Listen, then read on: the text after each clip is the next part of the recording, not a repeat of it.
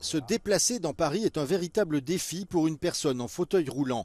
Bien que la capitale française ait promis d'améliorer l'accessibilité à l'occasion des Jeux paralympiques, le réseau de transport public de la ville reste très compliqué à parcourir pour les personnes à mobilité réduite.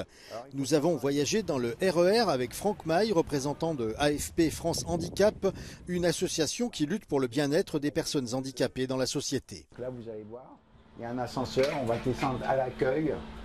Et là, là, ça s'arrête d'autonomie pour moi. Pour que Franck puisse monter dans l'un de ces trains, il faut qu'il attende qu'un agent l'accompagne et qu'il sorte une rampe spéciale. Il va y avoir quelques ratés, pas plus tard qu'hier, où la personne m'a oublié. Souvent, une personne en fauteuil roulant qui se déplace dans le métro se fait couper la route par des passagers pressés. C'est une fatigue physique et psychologique, quoi.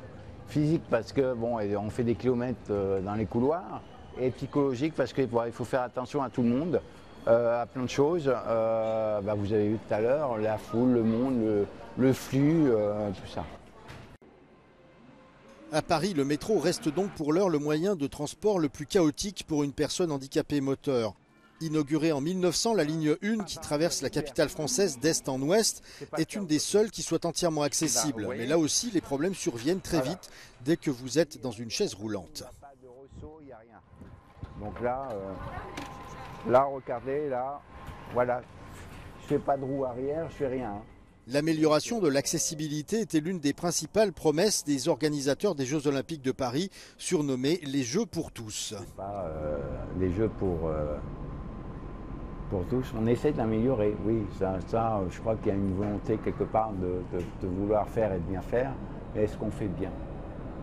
Est-ce qu'on demande, et ce qu'il faut, c'est demander conseil à des personnes concernées. Lors de la dernière étape du voyage en bus, également annoncé comme 100% accessible, Franck rencontre d'autres problèmes. En raison des Jeux Olympiques, de nombreuses lignes de bus ont été déviées. Tous les arrêts ne sont pas équipés d'une rampe d'accès et lorsque c'est le cas, Franck doit toujours demander de l'aide pour être poussé vers le haut. Ce trajet prendrait environ 1h30 à une personne non handicapée. Pour Franck, il a duré plus de 3 heures. La ville de Paris, qui a certes fait des efforts avec l'arrivée des Jeux, reconnaît qu'il faut faire davantage en matière d'accessibilité. On a aussi désormais, grâce aux Jeux, 1000 taxis qui sont accessibles aux UFR, donc aux personnes qui sont en fauteuil roulant. Et ça, c'est des vraies avancées. Pour autant, il y a encore du travail à effectuer. Je pense notamment à l'accessibilité du métro, où nous avons porté, avec des associations de personnes en situation de handicap, un gros plaidoyer pour demander la mise en accessibilité partielle du métro. On sait que l'accessibilité totale est quasi impossible dans une ville comme Paris. Pour autant, je pense qu'on peut travailler de façon intelligente à un bon maillage territorial pour permettre aussi cette accessibilité du métro.